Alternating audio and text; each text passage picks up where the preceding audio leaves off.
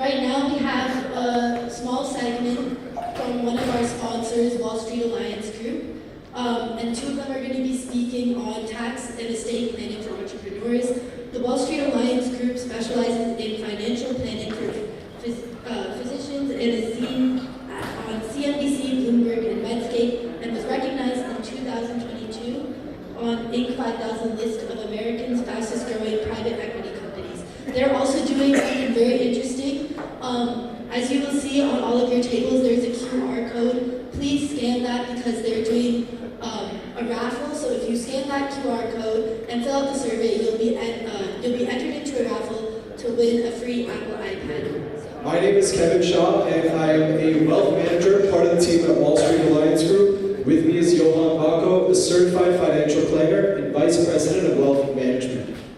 Before we begin our presentation today, there are some questionnaires coming around from our colleagues. For those of you who put the complete information on the questionnaires, there will be a raffle. Winner will get a free Apple iPad. You can also scan the QR codes all on your tables to fill it out there. Now, just to introduce myself a little bit more, my name is Kevin Shaw. While you may think I'm just a financial planner, I'm actually also a fully trained Bhangra dancer. I am a middle order batsman for my cricket team, so I'm excited for the auction. And growing up, I worked at my parents' convenience store, who are entrepreneurs, for over 12 years. So like a good portfolio, I'm also very well diversified. But we'll speak about the portfolio later. At Wall Street Alliance Group, we have a team of fiduciaries, from attorneys, actuaries, CPAs, CFAs, and CFPs, all under one umbrella, so we can provide a one-stop solution for your financial planning needs. For entrepreneurs, one of the most necessary pieces that I think is the estate planning, and this often goes neglected. Can I get a show of hands? How many people here have their will already set up? Very few people. Now, God forbid if anything were to happen to you, something as simple as the custody of your children isn't decided by their grandparents, it's decided by the government. So you can avoid this problem by simply setting up a will. Now, for those of you that have an interest to do this Islamically with your burial directives, statement of faith, this is something our attorneys can also take care of for you. Now, even more than the will, in America, we always talk about the trust. Because even if you were to pass away, even if you have a will set up, the state that you live in comes and they take control of your assets. It goes through a lengthy and costly probate process. So it's a long time before kids have access to the assets. You can avoid this lengthy and costly probate process by simply setting up a revocable trust. But one of the mistakes that we see entrepreneurs frequently make is they exit out of companies, large exits, and then they decide after they pass away, they'll give some or all of their wealth to their children in their individual names. God forbid child goes through any kind of divorce, any kind of creditor issue, those assets will get depleted. On the other hand, if those children inherit those same assets under the protection of something called an irrevocable trust, even in the case of divorce, even in the case of creditor issue, those assets stay protected. Now, the biggest mistake that we see in the entrepreneur community is people will go, they will create very advanced, very complex, beautiful trust documents, but they forget the most important piece, which is called funding. Funding means you update the titles and the beneficiaries so they're in alignment with the trust. House goes into the trust. Your business interests go into the trust. Any accounts that you have, all inside the trust. Only by doing this do you avoid the probate. It's not as simple as just creating the document. Now, for those of you who would also like to get your trust done Islamically with the Sharia methodology of distribution, again, this is something that we and our attorneys can take care of for you. As a certified financial planner, I'm going to be talking about some estate and tax planning topics which can help you with your overall financial plan. Now, for those of you who already have a trust set up, can I please get a show of hands as to how many of you set it up prior to 2023? Great. So you guys should know that Secure Act 2.0 passed in 2023, and all the trusts set up prior to that must be updated to include Secure Act 2.0 language to provide asset protection for the retirement assets that your children inherit from you. Now, almost every successful business owner that I've met complains about one thing. I'm paying too much in taxes. How many of you feel that way? Can I get a show of hands, please? Yeah, almost half the room, right? So the good news is that there is still time to save money in taxes for 2024, for those of you who filed for an extension. And for those of you who filed the taxes for 2024, some of these strategies can help you save some money in taxes for 2025. I'm sure that many of you who are here today contribute to a retirement plan. Let's say you put $10,000 into a pre-tax retirement plan, and you are in a 40% tax bracket, you save about $4,000 in taxes. Now you should know that there is a type of retirement plan called defined benefit plan, which allows you to contribute a much higher amount.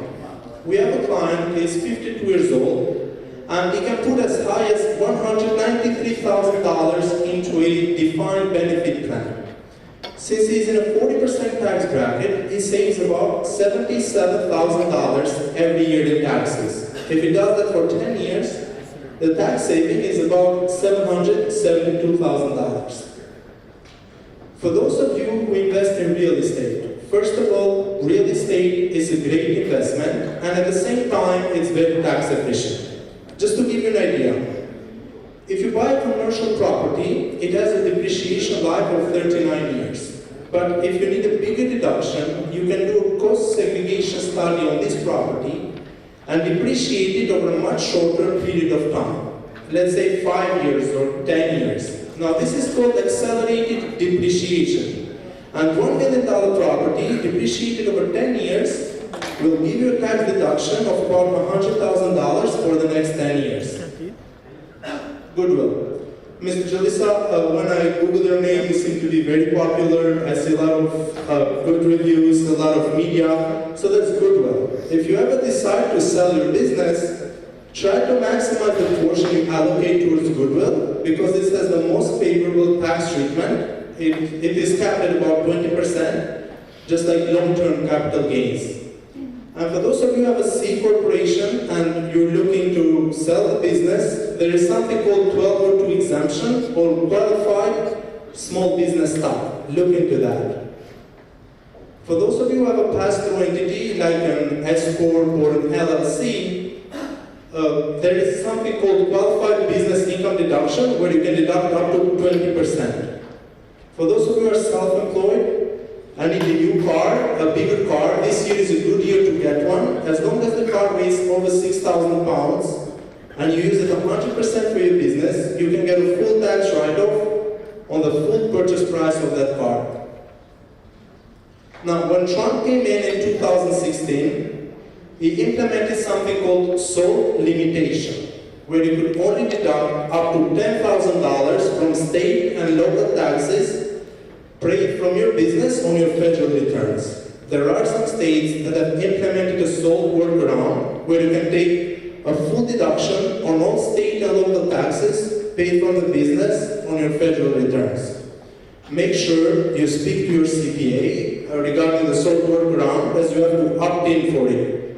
It will not be automatically applied to your taxes. Can I please get a show of hands as to how many of you give zakat or donate to charity?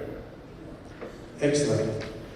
So what you do is that every year you give some money to charity, but let's say 2025 is the year when your taxes are high. Then you can combine 5 years of charitable contributions and donate them to a donor advised fund. In this way, money can be invested and can grow, and you can disperse them at the charities that you like, at your own pace, whenever you like, as long as those are IRS recognized charities. The important part here is that you take the full deduction in 2025. Also, throughout the year, you can make a charitable contribution to a charitable lead annuity trust, and you're going to benefit in two ways. First, you get a deduction, and second, you can design the trust in such a way that your family can get the remaining trust assets after a predetermined period of time. For those of you who have kids, contributing to a college 529 plan might also be very beneficial, because not only the growth year is tax deferred, but also the withdrawal are tax-free when you use them for qualified college expenses. Now, I think one of the most exciting things that we speak about as entrepreneurs in the financial services industry is the market. What exactly is happening in the market right now, and why is it happening? So right now, we've seen in April, market was down almost 12% from its highs. Now it's at about break-even year to date. All of this is derived from the tariffs. There's geopolitical tensions, there's tariffs, which Councilman spoke about earlier today. This is all impacting the market. Because of that, there are some basic mistakes that we're seeing that can be avoided and should be avoided at all costs.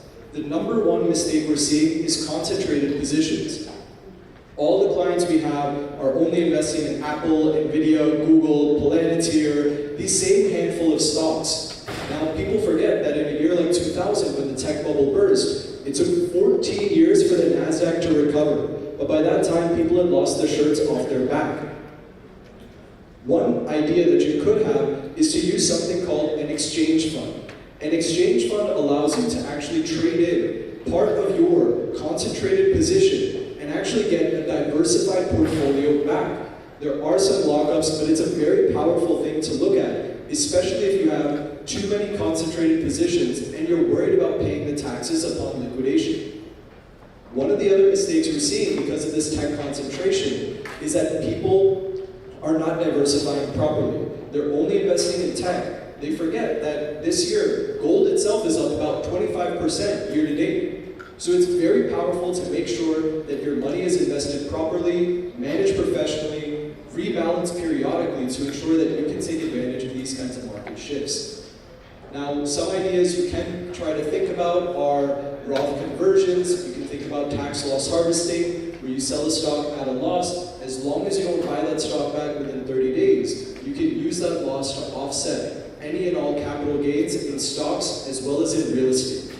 Now, for those of you who would like to invest Islamically, we invest according to the Fiqh Council of North America guidelines. So if that's one of your wishes, we can take care of that for you. This would involve no investments in anything relating to alcohol, pork, pornography, and certain financials as well.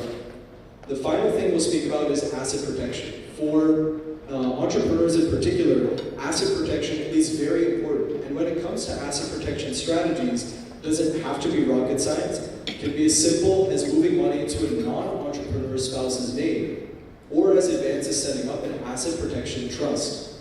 Now, certain states in DC, Maryland, Virginia, they're part of this group. They have a specific kind of protection. It's called joint tenancy by entirety. Joint tenancy by entirety, anything that's owned jointly between a husband and wife, automatically gets a layer of lawsuit protection. So it's very powerful, it's completely free, it's also in states like Florida. So take a look if it's available in your state. If it is, it's a great opportunity to get some free asset protection. Now, I just want to conclude by saying at Wall Street Alliance Group, we're a team of fiduciaries whose legal obligation is to act in your best interest, and we specialize in financial planning for holistic families. So, we've been featured as top advisors in publications like the Financial Times. You can see us on CNBC, Bloomberg, Fox Business News. Now, for attendees of today's meeting, we're doing something very special.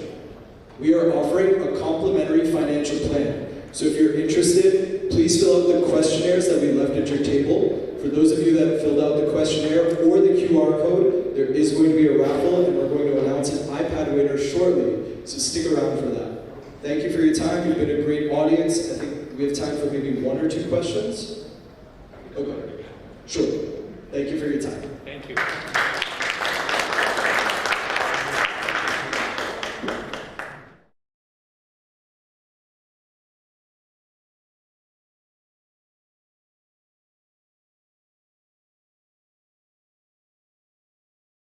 Okay, thank you so much to our speakers, and guys, really make sure you scan the QR code, fill out the form, and enter the raffle. It's going to be an amazing opportunity. For our next session, we have a session on opportunities in the Gulf.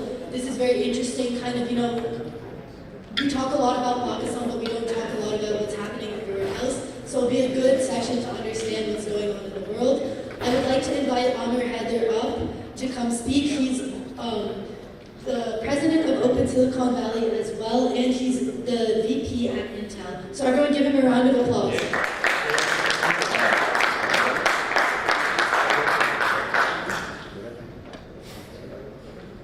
Thank you. So many of you may know Naveed Sharwani. Who knows Naveed Sharwani here? Doesn't know. That is my point. So please welcome Naveed Sharwani to the stage.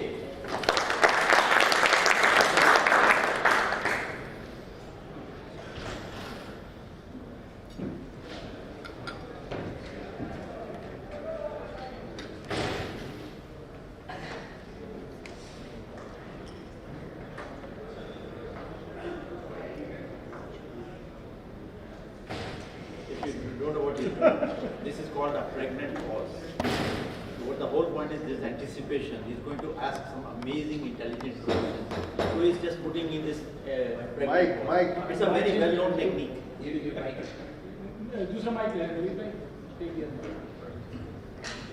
you hear me now? Okay. I was saying this is pregnant pause. He's trying to create this amazing thing that he's going to ask you an amazing question. Now what I'm doing to him is I'm making him nervous now. Because he thinks his next question is not that amazing, so he's going to get stuck with it. Okay, let's start. Thank you very much. All right. So for folks, everybody who does know Naveed, who doesn't know Naveed, let me just talk a little bit about him and introduce him. So he's a deliberate entrepreneur. He's focused, thoughtful, and relentless in building semiconductor companies. He's been a professor. He started over 25 chip-related companies, has raised over 1.6 billion, and his largest, the company that he's created right now, has a valuation of 3.75 billion. Now, the most interesting thing about him is that he walks 20,000 steps a day. 25. Did I understand it a little bit, Lee? Yes. Every day. And that diligence and that rigor is something that I greatly admire, and I'm very lucky to call Naveed Sharwani a friend, and we've also partnered in the past.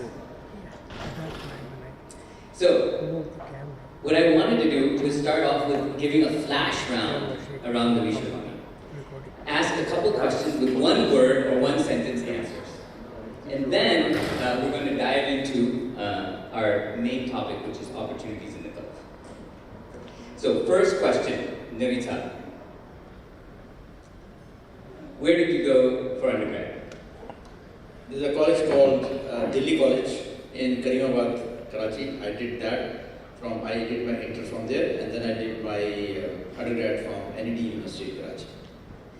And where did you do your grad school and PhD? I did my master's and PhD from University of Nebraska at Lincoln. And what was the name of your first company? Name of my first company was the coaching center which I started in Karachi. While you were still at NED? Yes, when I was a student. When I was not quite yet student in NED, I started before. What was the company that raised the most money? Most money now, I think, is Sci5. We have raised $750 million. Incredible. Okay, some clapping for that one. Okay, it's a big number. What company lost the most money? Twin Creek Solars, we lost $452 million. 452 million. I don't know. Wow. And you're up at 5:30 a.m. every day. What gets you out of bed? One word. What's one word? I'm very honest to myself. One life lesson in one word. Be honest to yourself. I'm very honest to myself. I know what I'm doing, and I know why I'm doing it. And deliberate. And lastly, you often quote Yonomiji, and I've heard it many times. Could you share one quote with our audience?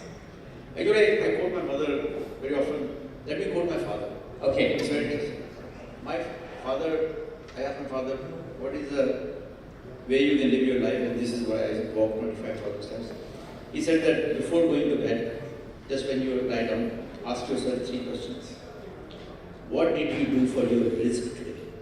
Do you make money somehow?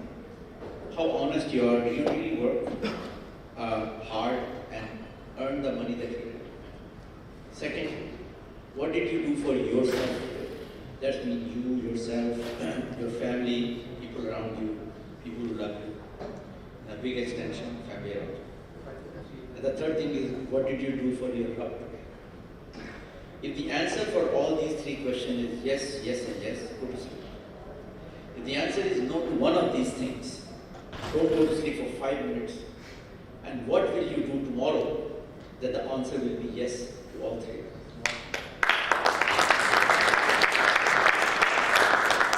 The way I do it, slightly different than my father.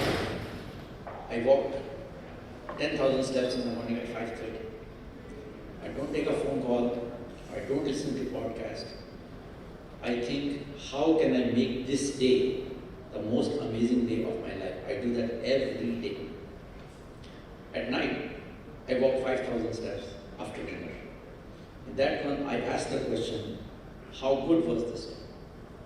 You'll be amazed to find out more than 50% of the time, I conclude this day was a complete waste of the day. I didn't do anything useful at all. And it doesn't mean money-wise. It could be, let's say today I decided I'm going to relax. And few phone calls came and I didn't relax. It's a waste of the day. Today I thought I'll close the deal and I didn't close the deal. It's a waste of the day. So it doesn't matter what did you decide in the morning. Did you achieve it? If you didn't achieve it, it's a waste of the day on these three parameters. For risk, for yourself, for your Rabb.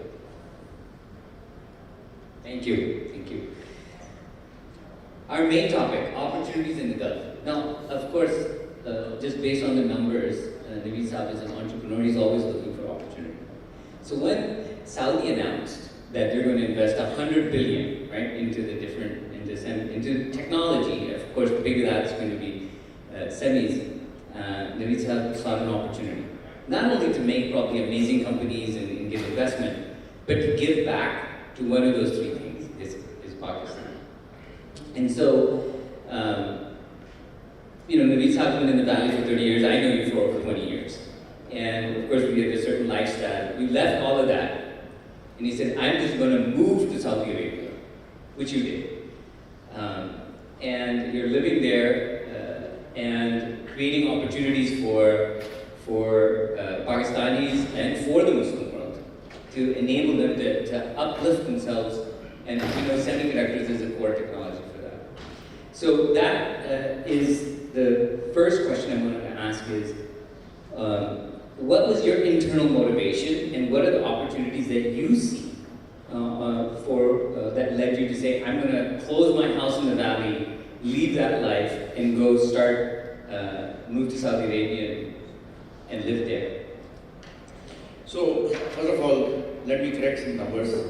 The opportunity in Saudi Arabia is not $100 billion. Saudi Arabia is going to invest $4.6 trillion in the next 5 years in the Saudi Arabia. $2.3 trillion is what they're going to invest. They're asking the world to match them, so that becomes $4.6 trillion. If you look at $4.6 trillion as part of the world GDP, in the history of mankind, it has, humankind, I keep on correcting myself, has never happened that this much amount of money has been invested in a single country on a short area, in such a short span. So in other words, it is probably an opportunity of a century. Let me say that again. In your lifetime, you probably live 30, 40, 50, 70 years. This is not going to happen. Because this kind of commitment, now why they're desperate? They know the price of oil is going to go down to zero in some time frame. When it happens, they are zero. Before that happens, the oil has some value. Every day the $1 goes down, so many billions of dollars go down the drain because that is what they are selling. So they are desperate. So they are going to spend $4.6 trillion. I asked many people, and I can ask you, do you know how many zeros are in a trillion? You'll probably get it wrong. Because most people don't have a sense. So this is an opportunity of a lifetime. If you know how to clean bathrooms, you can become a multi-millionaire just doing that. I'm not kidding you. People are doing businesses. I've given ideas to people starting very simple businesses because of the scale you can do it. I hate to see Pakistanis are not taking advantage when everybody and their brother is there. So I have been trying to say for the last year, it took me almost a year to fully understand that myself. Because I have some old ideas of Saudi Arabia. They do this, they are like this, and you need kafil and you do this. All that is gone. It's a new Saudi Arabia. They're listening to you. Another thing I discovered, they really respect Pakistanis. There are very few countries in the world where Pakistanis are respected. You can count them on a single hand. It's China, it's Turkey, probably Malaysia, probably Pakistan, and then probably Saudi Arabia. I also discovered Pakistan and Saudi Arabia has a relationship that none of you understand, which I did not understand. It is very deep relationship. Pakistanis are everywhere, in all top positions, everywhere, in defense, education, everywhere. These are very deep into the system. So Pakistan and Saudi, so they want more Pakistanis to come. It's a huge opportunity. I welcome all of you guys. We'll talk more about it. But this is not why I went to Saudi Arabia. I went to Saudi Arabia for a very different reason. I have a fear. A time will come then Muslim countries will have no access to any chips. Because if you want to push a nation or any set of countries back, all you have to do is to deny them chips. When they don't have access to semiconductors, eventually technology degrades, and 2-3 years you will become nobody. Your banks won't work, your schools won't work, your communication systems won't work, nothing would work. Because protocols change, software stack changes. So as a result, you will look like an old Stone Age kind of a civilization very quickly because everything you do depends on technology. Right? So how can we solve this problem? I tried, in 2018, I wrote Pakistan National Semiconductor Plan. It went nowhere. Then we went to Egypt. It went nowhere. Then I went to Oman. It went nowhere. I found out that these countries doesn't have the vision. So we need a country where there is a vision. Saudi Arabia has a vision. And this project was created by Pakistan military hierarchy, Pakistan civilian hierarchy, Pakistan bureaucratic hierarchy. Together with me, we said, which is the best country where we can do it? It turns out it is Saudi Arabia. And that's why I'm there. Purpose is to create a semiconductor industry that Pakistan can benefit from. Probably we have to use people from Egypt, Bangladesh and other countries. But this is the project. The project is to build 50 semiconductor companies in Saudi Arabia over the next 5 years. And of course leverage everything we can do. But Pakistan should be the major beneficiary of this. And we openly say that because that's the thing. Inshallah.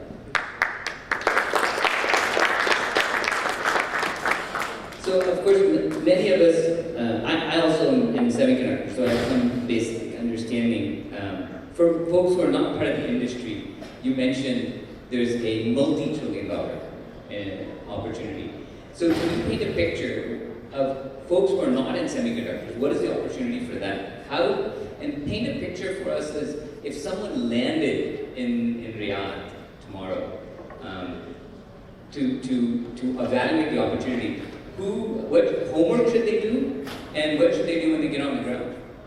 So first of all, I don't recommend anybody should land in Riyadh. And it's such a wrong expression. You come there, they all like to have meetings. This is stupid. I think the best thing is you should have a plan. What you would like to do.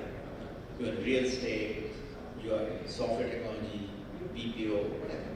It's an opportunity for everything. I don't really care. If you have a business plan, you can say, okay, this is what I do. I would like to do this in Saudi Arabia. So what we will do, I will do, that I will try to, if it's something I can help with, I will help. But if I can't help with that, I'll try to find a person who can help you with that. So we are trying to form what I call a little Pakistani mafia. And the purpose of that Pakistani mafia is to enable you to do soft landing. We're also building infrastructure. We are trying to build companies there which will help you that. So I've actually started a company. I'm hoping other people will copy me and do other. These companies will help you soft land. These are Saudis who will basically work with you. They will do your sales, they'll raise money for you, they will raise loans, those we have to get them involved. So this is my idea. So if you want to do something, first of all, you have to be an expert in something. Don't come to Saudi Arabia and say, Naveed bhai, give me an idea, what can I do? I would not like to talk to you. Tell me that I am an expert in doing this. I have business in Pakistan, I have business in Saudi Arabia. I rent construction machinery. This is a favorite example of mine. I would like, because there is no dearth of construction machinery. We can have 100 more companies because we need so much construction machinery there, right? So if you know how to rent construction machinery, how to maintain them, do all that, raise working capital, then you come up and then I will connect you to people who are in that business, right? So this is my general idea is, whatever your business is, I don't really care. All businesses have a community. This is a big difference between you go to any other country, you can do business in 3, 4, 5, 7 areas. In Saudi Arabia, you can do any business you want. I give you a sampling of kind of projects I'm working on. I'm working with very large company in Pakistan to provide meat to Saudi Arabia. I'm working with a very large company in Pakistan to provide millions of tons of milk to Saudi Arabia. Saudi Arabia is interested in buying hundreds of thousands of acres of Pakistani land for sovereign farms. Saudi Arabia has huge opportunity for mining. I can keep on going and going. But these are not my areas of expertise, but we have other people we connected to. But the opportunity size is huge. And Saudi, certainly you're living there, you have a lot of expertise, but since you're in the region and you have an opportunity to meet a number of folk, how would you, if we expand the region to say the Gulf, do you have any comments or thoughts about folks on how you see the Gulf region and how Dubai is different than Abu Dhabi and Saudi and Oman? Yeah, I think they are different. First of all, Saudi is the largest economy in that whole region. That's the only country which has real money. Other people don't really have any money. They are kind of a transaction. Saudi is a transaction place, right? UAE has some money in transaction. Oman is a very nice country, but it's a very small country. Right? Qatar is again a very small country. So I think you can do interesting things in Dubai, in Qatar and Oman, and Bahrain. But if you want to do something at scale, I think that is the only thing you can do in Saudi Arabia. I think the number two is, in Saudi Arabia, the funding that is available to do this is now, since they're desperate, they have a different time scale they're working on. So this is, urgency is there. You cannot talk and come here and do something in 3 years, 4 years. They want, what can you do today? What can you do this month? What can you do this quarter? So I see more urgency, I see the scale, and I see more openness to do more ridiculous ideas. Like, who will do money, put money in quantum computing right now? Saudi Arabia. Who will put a lot of money in biotech? We are putting money in biotech, right? Who will do a lot of things like in solid state batteries? We are putting the largest factory of biotech. Plus, we are not scared of numbers. Lucid got $2.4 billion for setting up a factory. $2.4 billion, right? We are just putting up a solid state battery, $1.8 billion. There are many, many projects now. So we are not scared. In US, how many projects are funded at $1.2 billion? $2 billion. I can name you at least 10 projects in which I was one of the signatures, in which we did in last 1 year and a half. So we are not scared to write big checks. But the biggest problem I have in Pakistan, Pakistan has never submitted. This is a direct criticism of the government of Pakistan. We have never submitted an interesting project to the government of Saudi Arabia. Abdullah Swab, my minister, will tell you in open meeting. Abu Bakr Bhai has been sitting with me in the meeting when he said to us that please submit interesting projects. Well, if you haven't had a conversation with Naveed Bhai, please come up and seek him out. You will have an amazing experience. So with that, I'd like to thank you, Naveed Sahab. Sure. And a round of applause for Naveed Sahab. Thank you.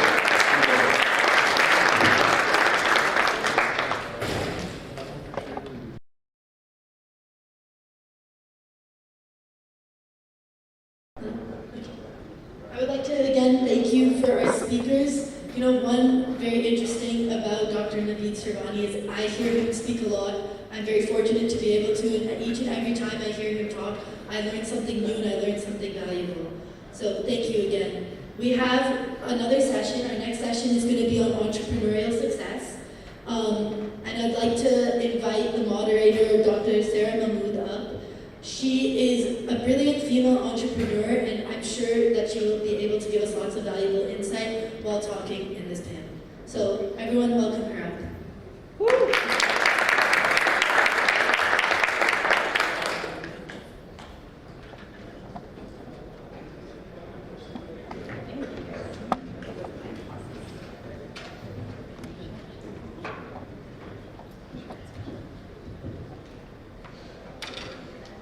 Okay, Assalamu alaikum everyone. I'm excited and honored to be here. I was chosen as the moderator through a process I like to call earned nepotism.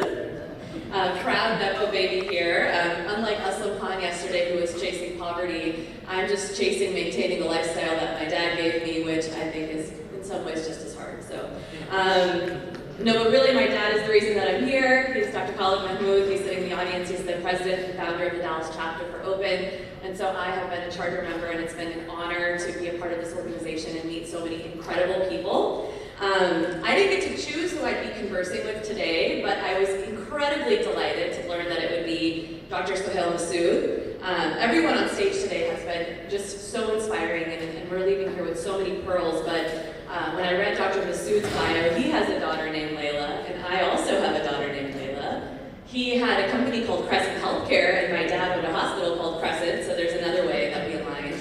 He also founded a billion-dollar company, and I too am on the path of finding a billion-dollar company in China. Everyone say it.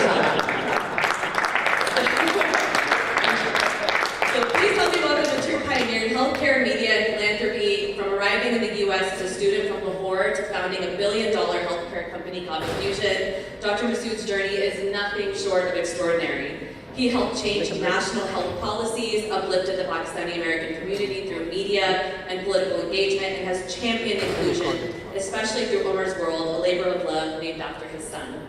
A two-time Ernst & Young Entrepreneur of the Year, and someone who has used his success to make life better for others, which is what this is all about. I'm honored to share the stage with him today, so everybody please give a round of applause for Dr. Sohail Masood.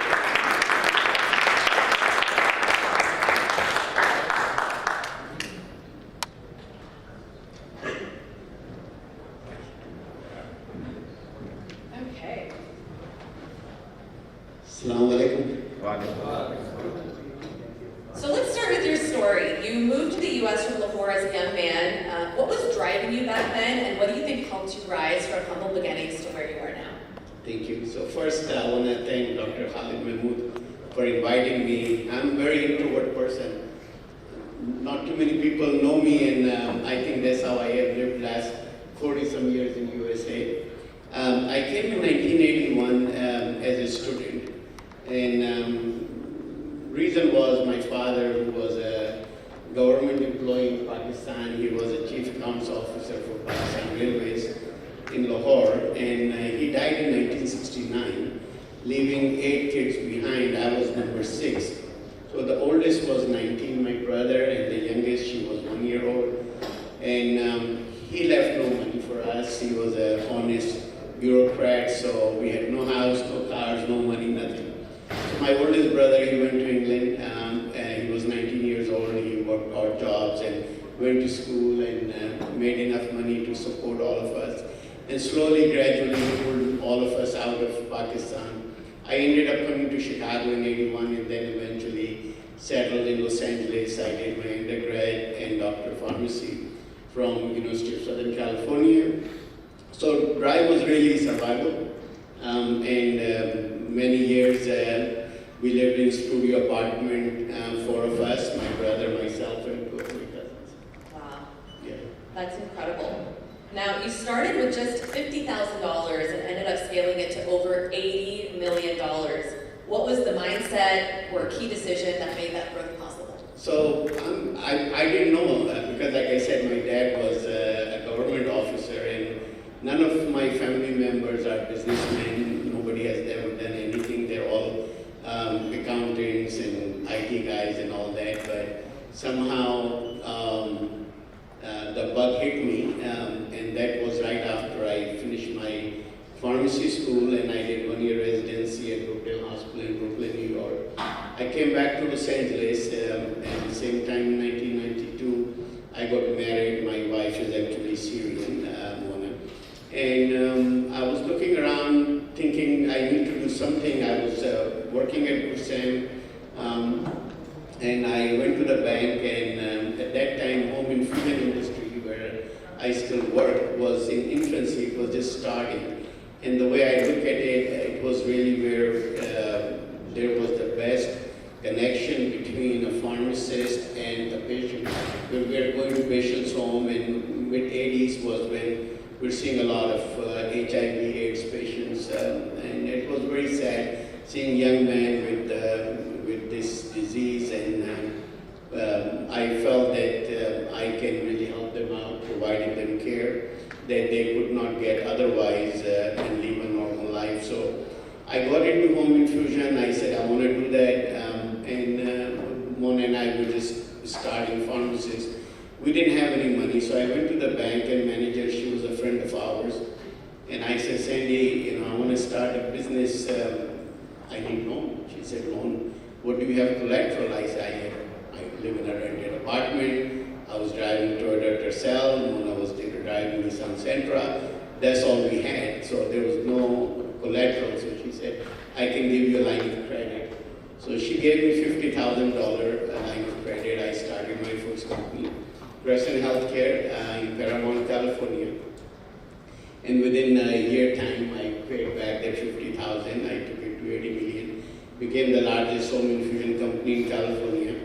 And then I brought in investors who were not very ethical. And there's another story about how to choose the right investors. And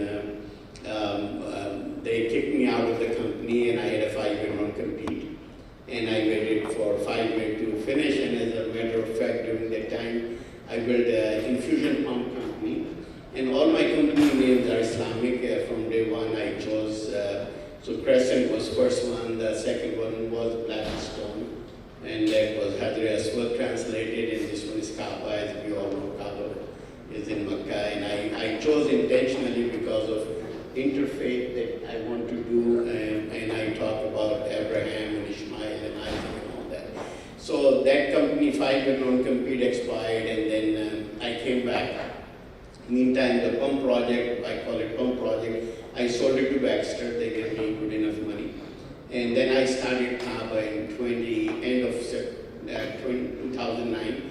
So 2010, I started with the first pharmacy in Los Angeles. Second in New Jersey, where I met Dr. Qureshi, and the third one in Dallas, where I met Dr. Khalid Mahmood. I was still very young at that time. I remember meeting you guys. But from that time to today, Kaaba is, right now we are going through our 4th investors. The first one were Brown Brothers, Harriman. They're all top-notch companies. Second were the Pritzkers. Governor of Illinois is my partner, or was my partner, David Pritzker. The third one right now is Nova. Nova owns Nova Holdings. That made Ozempic, bought Ozempic. But very soon you'll hear in maybe a month and a half that Kaaba has 4th partner. And it's a very big company as well, and they value the company at $2.5 billion.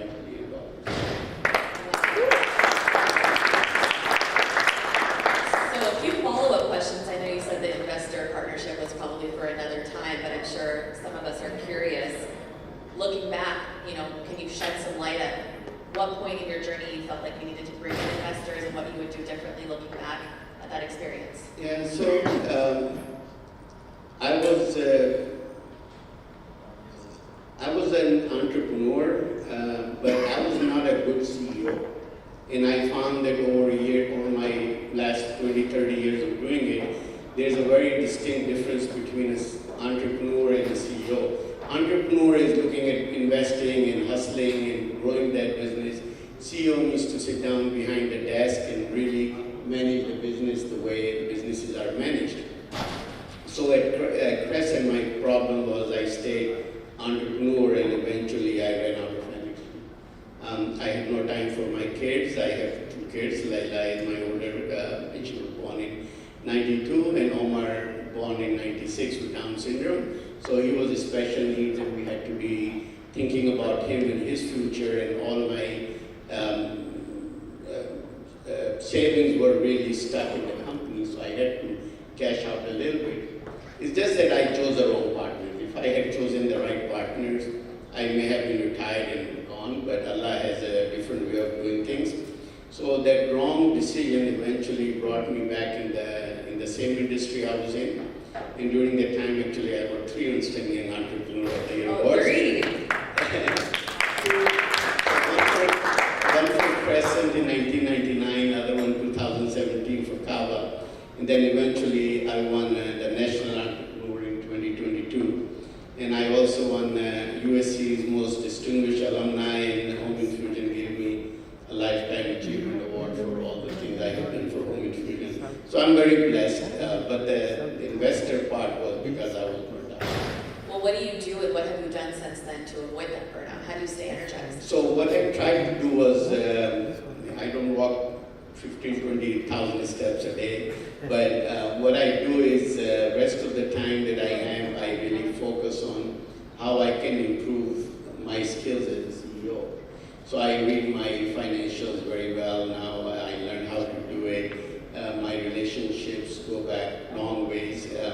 And Kaba team is the whole management team is all Muslims. They're all Pakistani, and as a matter of fact, 3 of the top managers are named Sohail Masood, Sohail Jafri, Sohail Merchant. So there are 3 Sohails in the company, and my brother Aslam and my niece Maheen. They're all the C-suite employees of the company are Muslim Pakistanis, and I promote them. I hire all the new ones coming in. Not that I choose them over the most qualified, but I find that I have a lot of qualified Muslim Pakistanis who can be part of the journey with me. So that makes me very comfortable. That's really impactful to know how strong faith has anchored your growth and how you support fellow Muslims and grow within that realm. But I think another part of your story that I found really interesting is that you also helped share healthcare policy. So do you mind kind of talking about how you got involved with Medicare and Medicaid and how that tied into your journey? Yeah. So I always had this mindset that somebody say it cannot be done, I always ask, why can't it be done? Around 1996, there is a drug called immunoglobulin, and that is used for many different diagnoses. But I pioneered the use of that drug in neuromuscular diseases with this one physician in Los Angeles, and that was for neuromuscular diseases. So 1996, Medicare said this drug cannot be used for this disease, and I said, I've seen patients getting up from the wheelchair and they started walking. Why not? So I went to Senator Boxer's office, and that time I really started getting politically involved in the process, first for the Pakistani Muslim causes with Cynthia McKinney and all that, and then eventually for my medical reasons. And I got the audience with Medicare, and I was able to show them why IVIG should be used for that. So they changed their policy for CIDP, which is chronic inflammatory demyelinating polyneuropathy. And then Blue Cross of California was not paying for exacerbation of myasthenia gravis. I showed them how the patients who were not getting the drug were ending up in the emergency room every other month. So they changed the policy. And then third one around 2000, NIH was doing a study on stiff person syndrome. In those days, we're not politically correct. We used to call it stiffman syndrome. I met with the main guy, Dr. Delagas, who was doing research, and I donated him some of this IVIG, and eventually it got approved. And Celine Dion recently came out, and she said that she had stiff person syndrome, and she was one of our patients getting the drug and getting benefit out of it. So something that I did 25 years ago without any benefit to myself eventually benefited everybody. We have like 200 patients right now. That deserves a round of applause.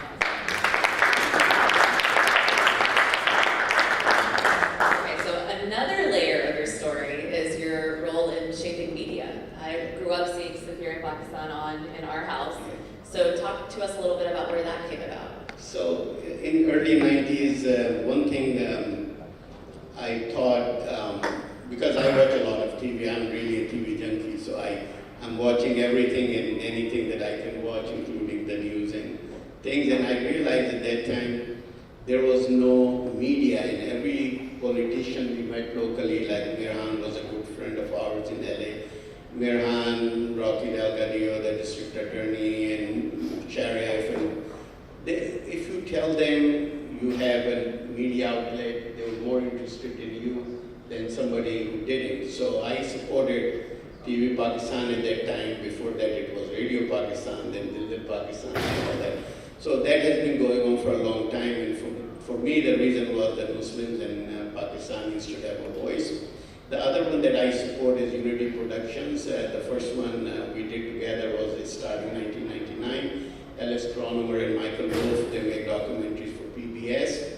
So first one, which really came out at the right time, around 2001, was a documentary about Legacy of a Prophet. That was about our prophet. And then over the years, we did many of them, and some of them I was the first donor. So we did one which was Prince Among Slaves. It was about an African Muslim who was brought into Natchez, Mississippi, and eventually he showed how he was writing Quran and everything. And the last one we did was Lamia's poem. It was about a survivor from Syrian conflict, and she left the country just like Jalaluddin Rumi left Khorasan or Uzbekistan area, and then he eventually ended up in Turkey. So that was the part. So right now, the next one we're looking at doing, which is very close to my heart, is Jesus in Islam. And that will be very interesting because of how the second coming of Jesus is a constant theme among all three religions when we look at the end of the times. So I'm very interested. That sounds incredible. Now, I want to talk about Kaaba Fusion. It's now a billion-dollar company. What's been the biggest leadership lesson for you in building and running a company at this scale? So I started Kaaba Fusion in 2010 by first office in Los Angeles.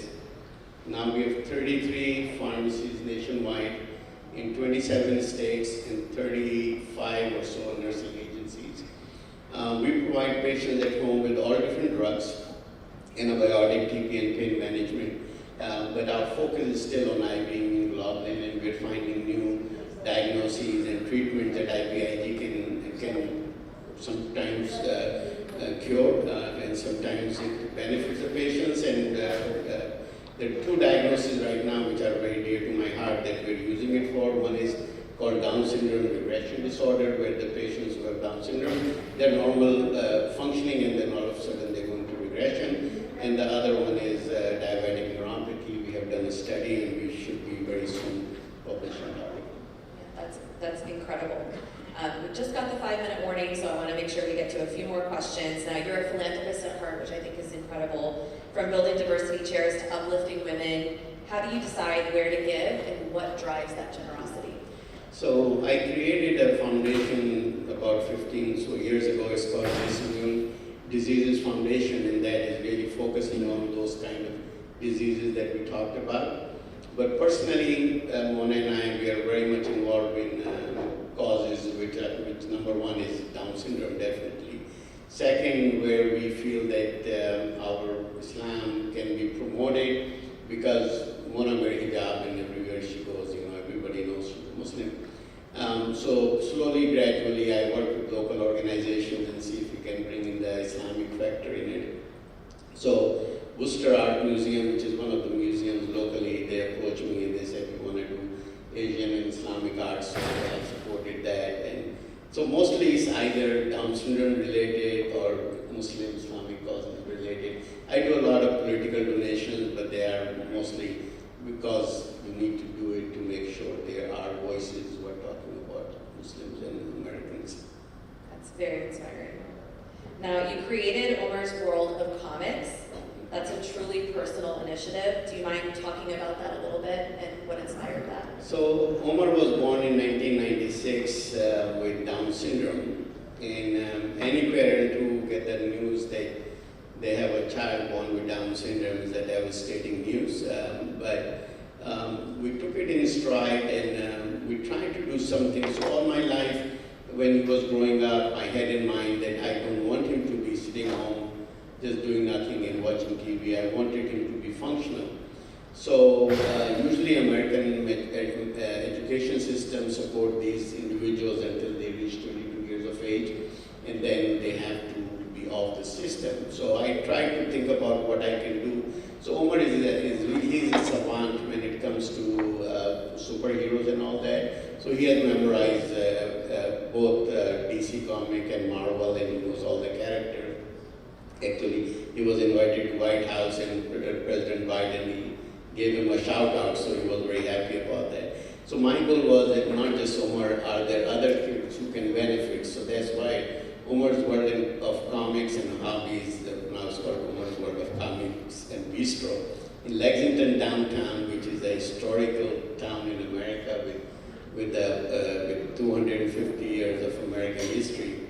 So in the middle of the town center, there's Omar's World of Comics with a very genuine mission, and this is my dawah, having an Omar name related to something very decent. And we hire kids and young adults with disabilities, all managers, employees, everybody has disability there. And the goal is eventually we will go and open other ones. Laila and her husband, they're all working with Omar, and we're just supporting the stuff. That's very touching. That's my love. So Very, my very activities. touching. Yeah. Just to wrap things up, if you could leave this audience with one message, especially those trying to build or give back in a meaningful way, what would it be?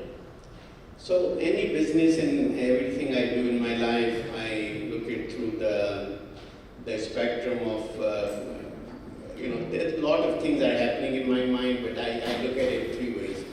First, and each one has to meet before I go to the next step. So first is it has to be legal. In America, anything you do, any business you do, first thing you should know is whether you can legally do it or not. Secondly, I look at it as a Muslim, morally, ethically, it doesn't make sense to me.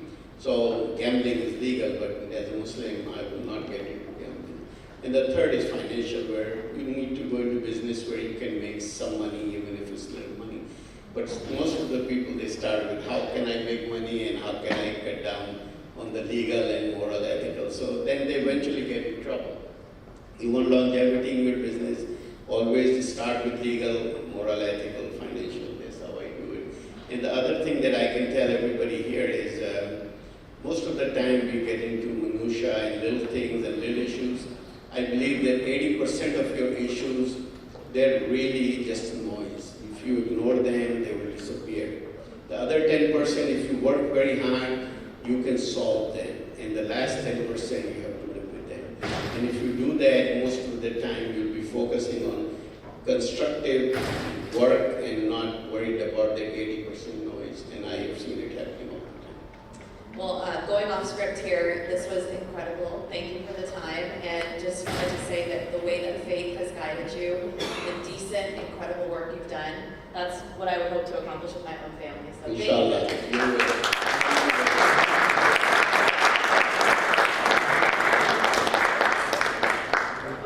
And then I think I'm going to be the first person on stage to take a selfie. Oh, okay.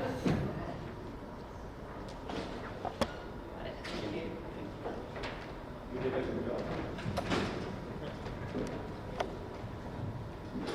Okay, thank you everyone. Before we have a very short networking break, I would like to call up Kevin from Wall Street Alliance again to do the raffle for us. So if you can all wait for that, and then after this we will have a short break. Yes, I think the awaited moment.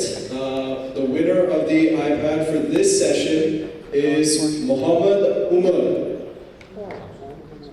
All right, Muhammad, you can come collect your iPad. We'll be doing another one this evening at the gala, so please hold on to that. Quite surprised, probably there's another money. Okay, so right now we're going to have a 10-minute networking break. Please try to be back by 3:30. And We're gonna start right away at 3:30, so grab your coffee, grab your food, stretch your legs out, but please try to come back by 3:30 so that we can get this started. Thank you.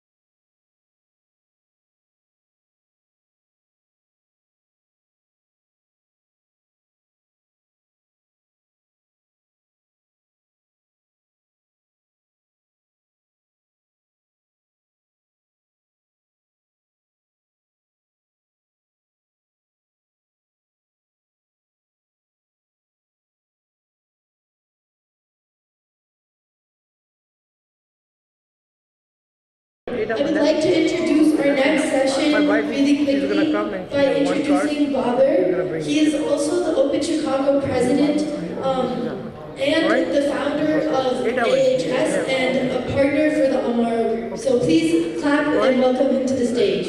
Thank you. And that means like 1 hour? 1 hour 40. Okay. Thank you, Alicia, for the introduction and a wonderful job you have been doing. Good afternoon and Assalamu alaikum. I'm going to ask you.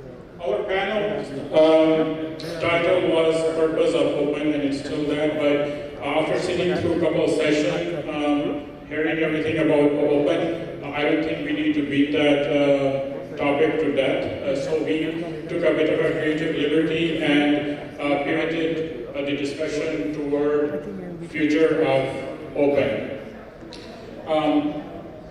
To that end, I would like to invite fellow presidents, Muhammad Haider from Boston, Bilal Ahmed from Austin, and Dr. Khalid Mahmood from Dallas to come on the stage.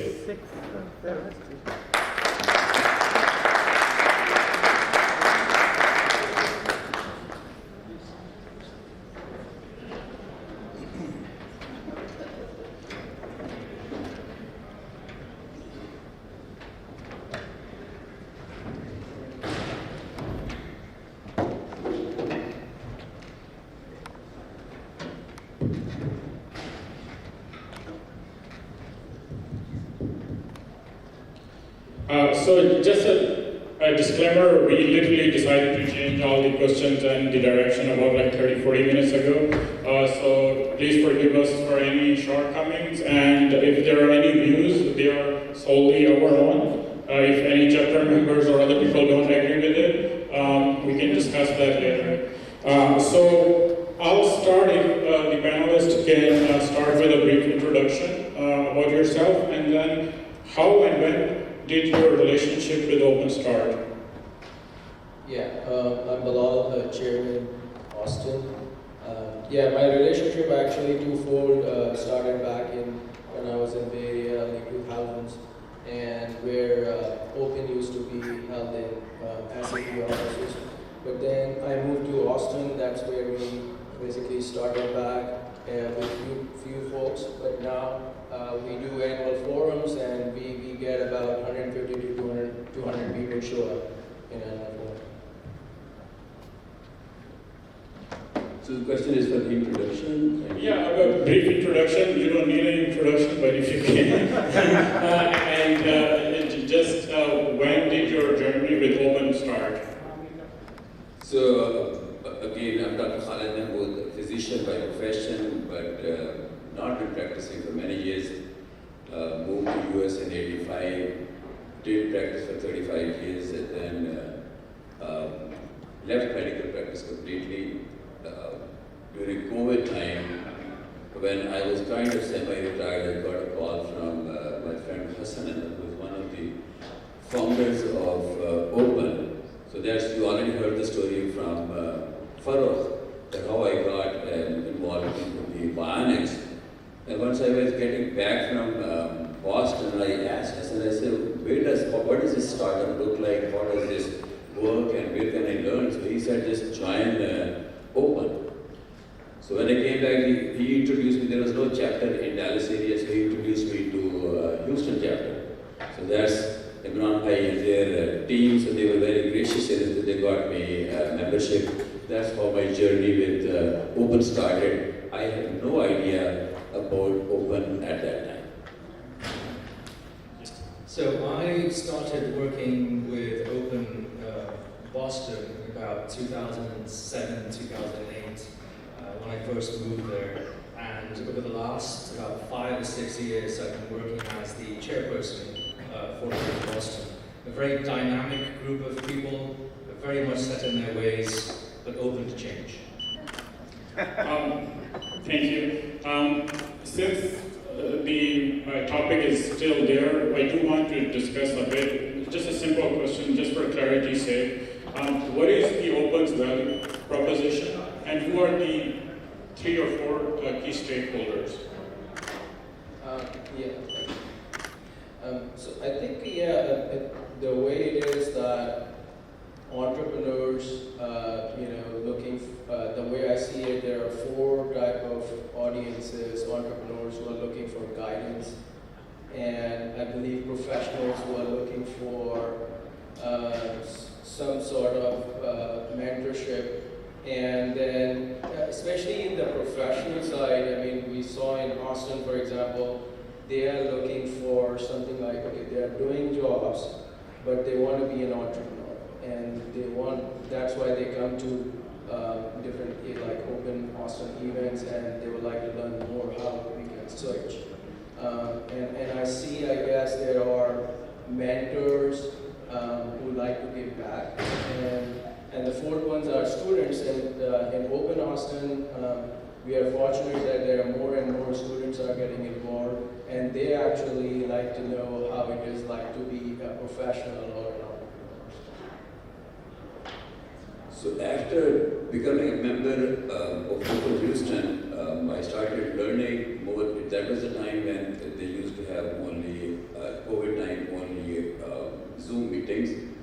So a lot of time at hand. So I would, before the meetings, I would go ahead and search about on LinkedIn all the members and other people who were participating, and then listen to their presentations, and then from their questions I would judge who are the relatively people that I want to reach out, and then I would reach out to them separately. And ultimately it just helped me expand my network and learn more about some of the key players in Open. And I asked them, Mozam was the president, Open Global president, I said, what would it take to start a chapter in Dallas? And he said, oh, we have tried in the past, and we just need somebody who has time. And I said, look, I have all the time, and I have a lot of contacts in that community. So it was with their help, we were able to start the chapter. And honestly speaking, in terms of what the Open can offer and how you can recruit more people and what kind of participate. I'll give you one example. During all this time, what I have learned is I would reach out to people. One example was a friend of mine with 1 billion assets in commercial real estate, and I asked him his name. I said, sir, why don't you just join Open? So he goes, Dr. Saab, अब हमने Open ऐसी चीजों के क्या लेना है? मैंने कहा कि आपको शर्म करें, सारी जिंदगी गिरते होगी, आपको आप देने का टाइम है. So let's just give back to the community. And I have felt that if we can recruit more people who are givers, takers are always there. The more people you have in the community. And the other important thing is a lot of people think that we're looking for money or funding or no. I see there are a lot of other valuable assets that people have, they just don't realize it. And I told them, I said, if you just come and share your story, you started from scratch, and now you have $1 billion assets, so many youngsters will be inspired from them.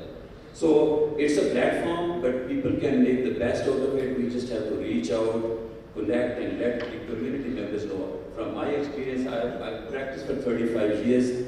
I never knew what Open is like in 35 years. So then my goal was to connect these communities of physicians and the entrepreneurs. So for past 3 years, I did first symposium between physicians, open at Apna in Dallas, then we did in Maryland. Again this year we're doing that. So basically, for all of you, my humble suggestion, request is that generally people would always say, oh, isse kya milega ji hamara. Just tell them this is not for you to just take something out of it. And honestly speaking, for all of us, if we have the attitude that we are willing to share, whether it's your wisdom or experience or expertise or some knowledge base, collective wisdom on the table, it is much better than the individual success that we try to claim. So just reach out and connect with people. Whoever wants to join in, once we have I can see you the example here, Kaaba Fusion Masusa. I mean, we have to reach out and find these gems and diamonds there, who, as he was graciously admitted that he's introvert, but we need to bring these people and make them extrovert, because there is so much to share and to learn from those.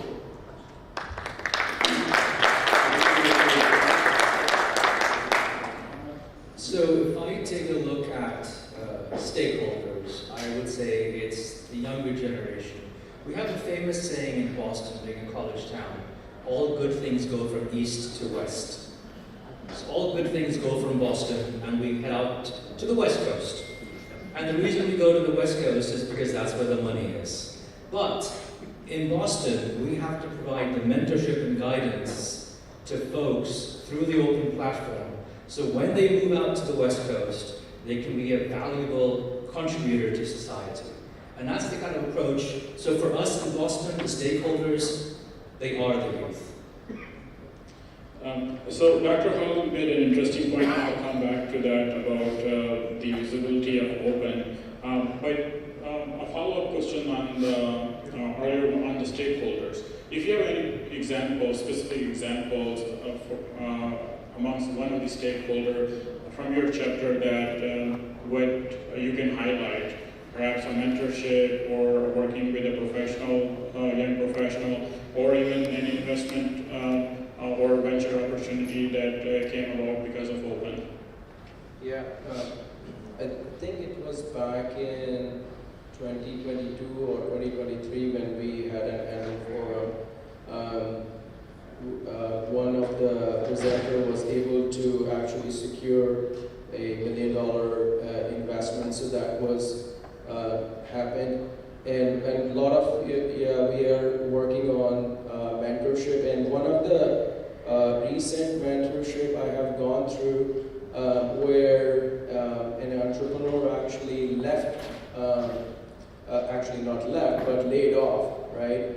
And so she wanted to basically start a company.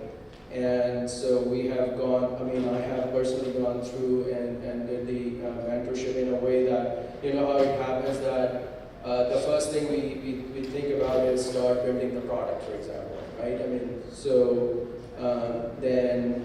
I've gone through, the program where I said, okay, let's work on the problem first, for example, right? And so we have been going through, and then this really helped in a way that it saves a lot of time and money for her, right?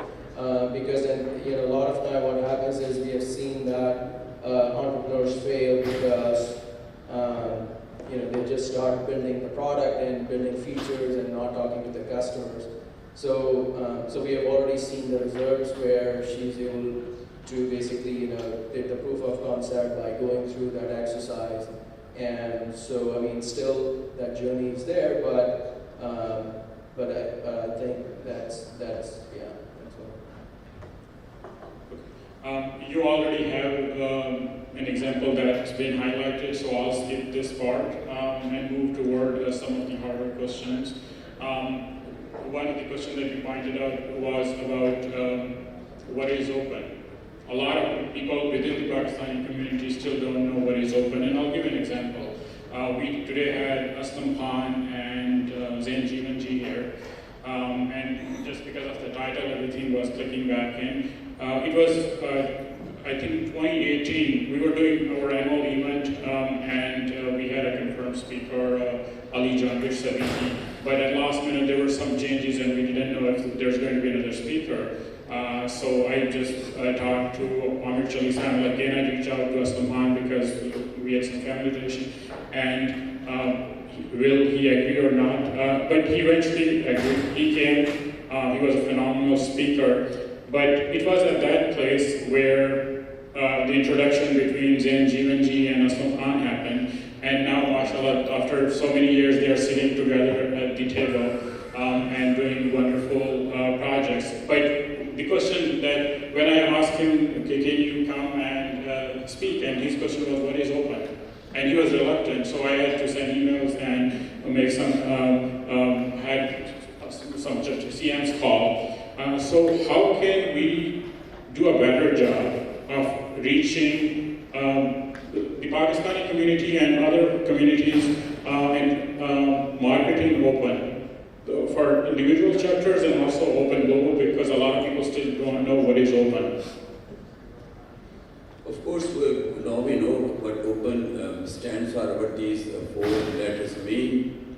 The way to educate communities in our respective circles, whichever cities we live and whichever other organizations that we belong to, we just have to let them know. And generally speaking, it's just if you just tell them about open, what open does and what open stands for, it may not carry a message. You have to attach some success story with that. And that's where people would be interested.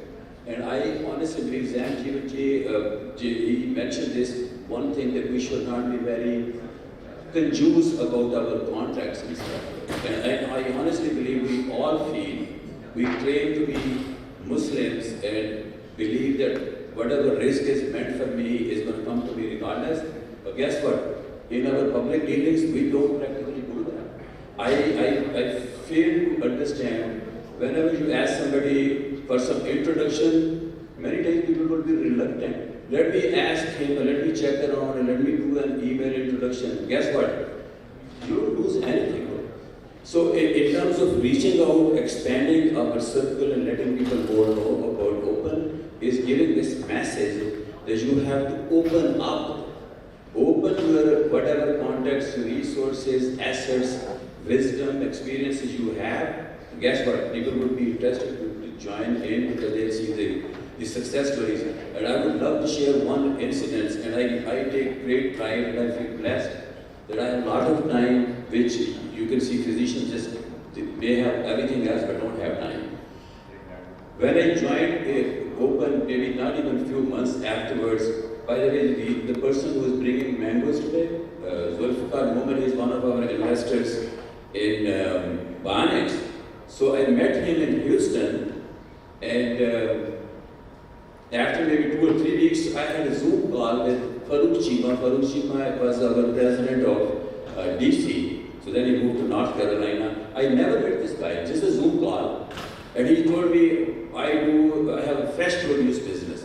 And I said, if you are a fresh produce business, I know somebody who is the largest mango exporter from Pakistan. Would you like to get an introduction? So what I'm saying is that instead of somebody asking you to do the introduction, and honest to God, I'm just telling you, and I tell everybody around me, is on the back of my mind, whenever I meet somebody and talk and share and learn from, I'm already thinking who would benefit from this person or who can help this person in some complementary role. So in any way, so Farooq Chima, I said, okay, he said, I would love to meet this gentleman. And I said, if you're going to come over, he said, okay, I'll fly over. So he flew from North Carolina to our home, to Dallas.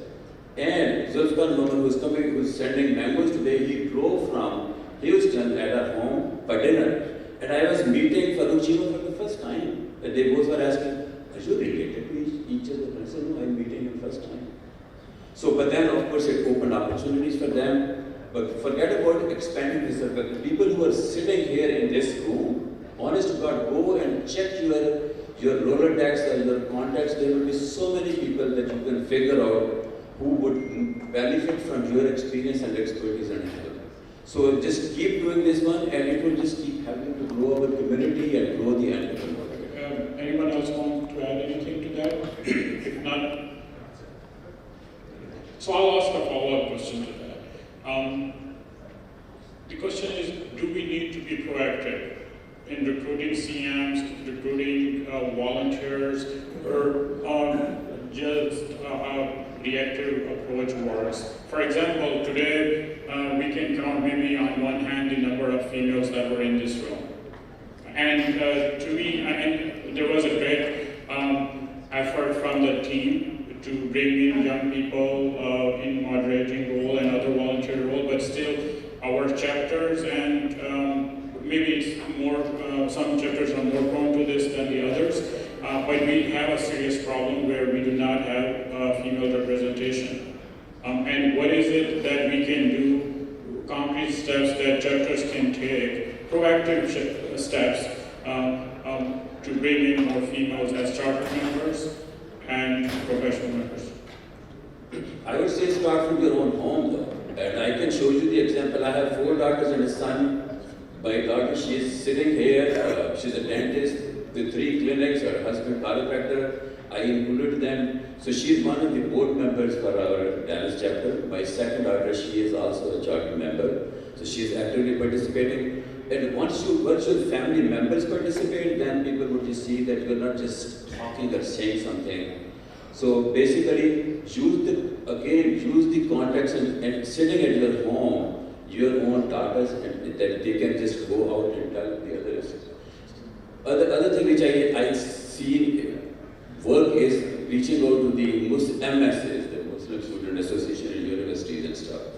So just reaching out, connecting, finding some key opinion leaders or some leadership position people, and just tell them.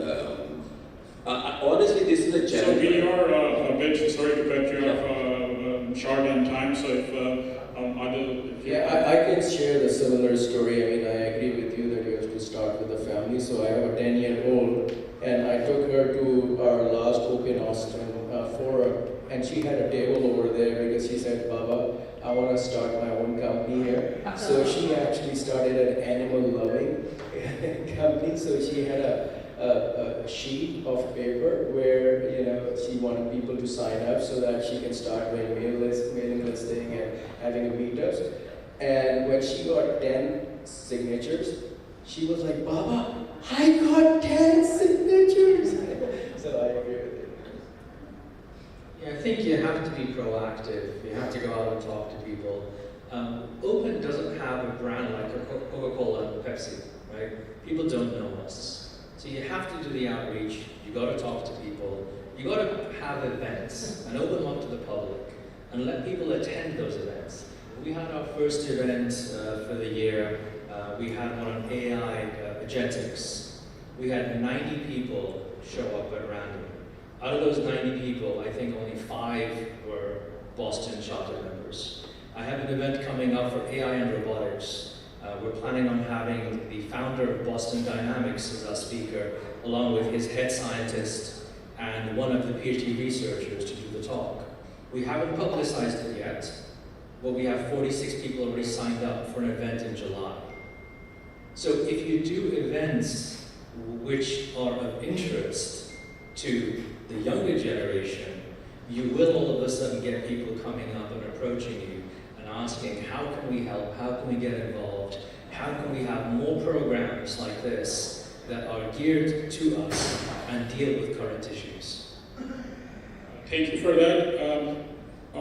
What I'm thinking, just a suggestion, and if you can add to that, when we say proactive, in today's world data is king. Why can't we as chapters or Open Global build a database of female entrepreneurs, executives, or key people that we would like them to be part of Open and send them invitation? I mean, it's up to individual chapters if they want to do that, but is that an approach that has ever been tried? Because I'm new, so just asking for advice, and is it a good idea?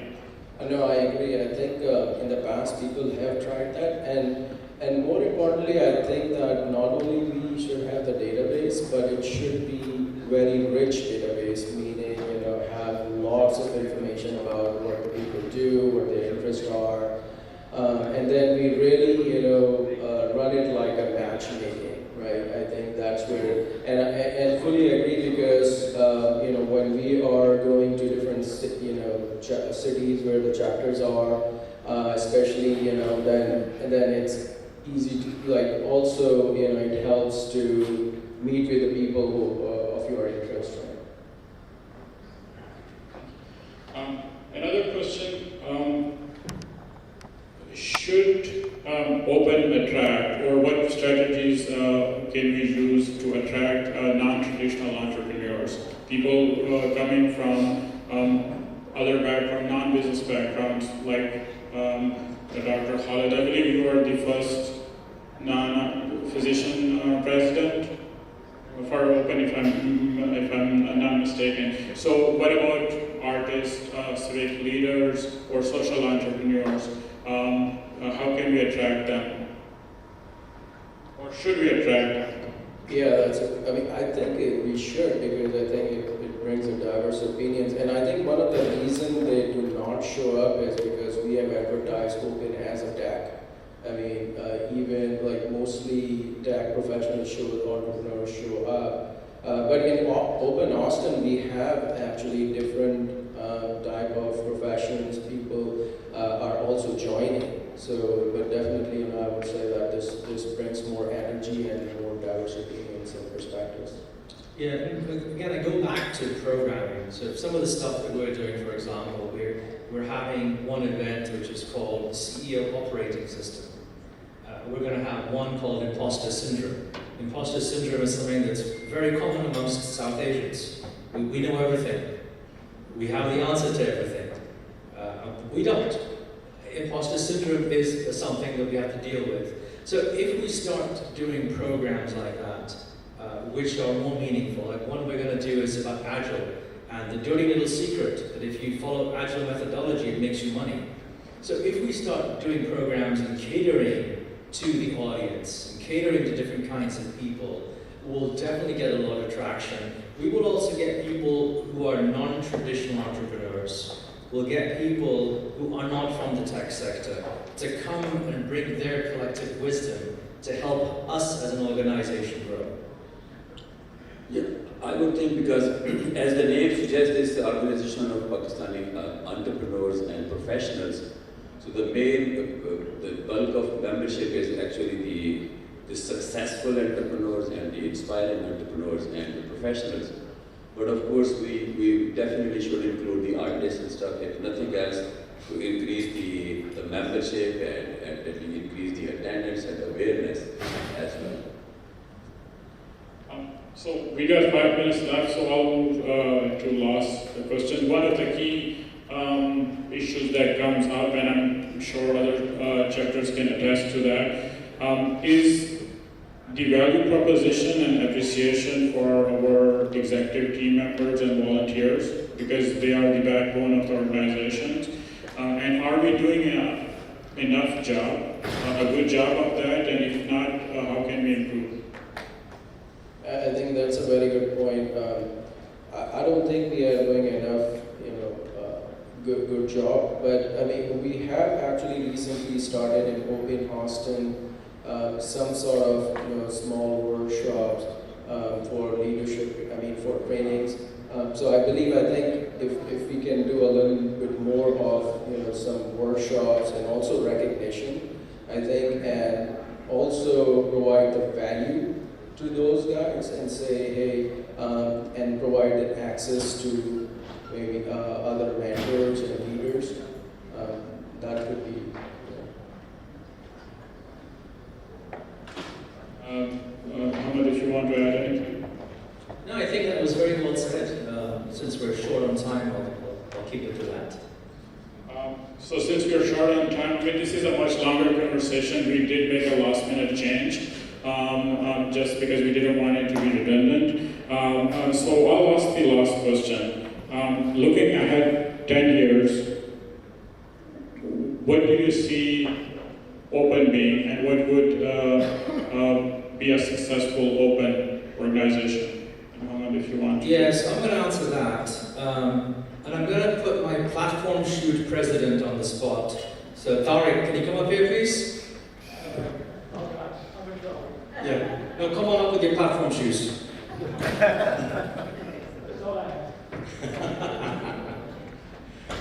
So the question is, come on over here, don't be shy. We're all friends. That's okay, we'll put you on the spot. So the question is, where do we see Open in 10 years, right? So let's change that around and let's look at it, where do we want Open to be in the next 2 or 3 years? So can I have all the CMs stand up for a minute? Thank you. So, I'm not going to put you on the spot, don't worry, there's no jiggling and dancing going on here. But if you look around, right, we are open. It's not me, it's not you, it's not you, it's not you. It's us. We are the network. We are the power of the network. It's because of each one of us that we collectively can make Open very, very strong. So if I look at where we're going to be 5 years from now, or 3 years from now, if we all go out and we mentor one person, one company, we have effectively doubled the strength of the organization. What I see Open being in 3 to 5 years is the most powerful, taking notes? The most powerful Pakistani professional network in the world. We can do it. We just have to put our head down. And again, if everyone here in this room today can commit to sponsoring, mentoring one person, one company, we can do miracles. And we're going to stand behind you because you're going to hold us accountable to it. My goal, thank you for challenging us.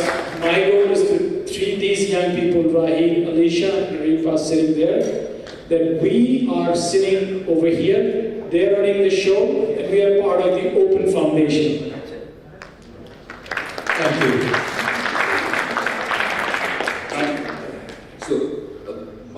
What I see and pray and working for is bring the larger physician community into the Open side as well. I think there are more than 20,000 physicians out there. Great success stories on the entrepreneurial side and the professionalism.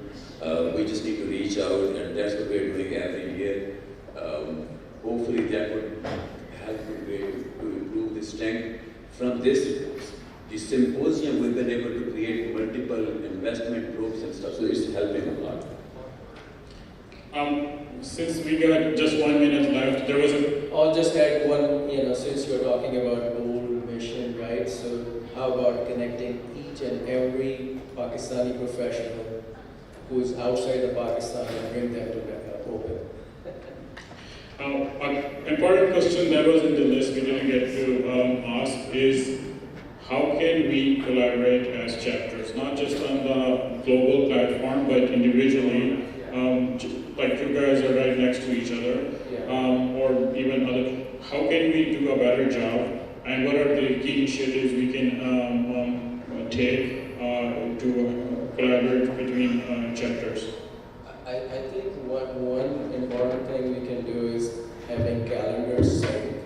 I think it's going to be important because, for example, I think Dr. Khalid is having a chapter event in July, but I don't think Austin knew about that, for example. I think, so maybe we can have some more, separate WhatsApp group or something, where we can discuss that even before going out and creating a full-fledged, calendar. So our time is up. Thank you, everyone, and thank you, everyone who came, and especially I want to thank the team behind the volunteers who have been working day and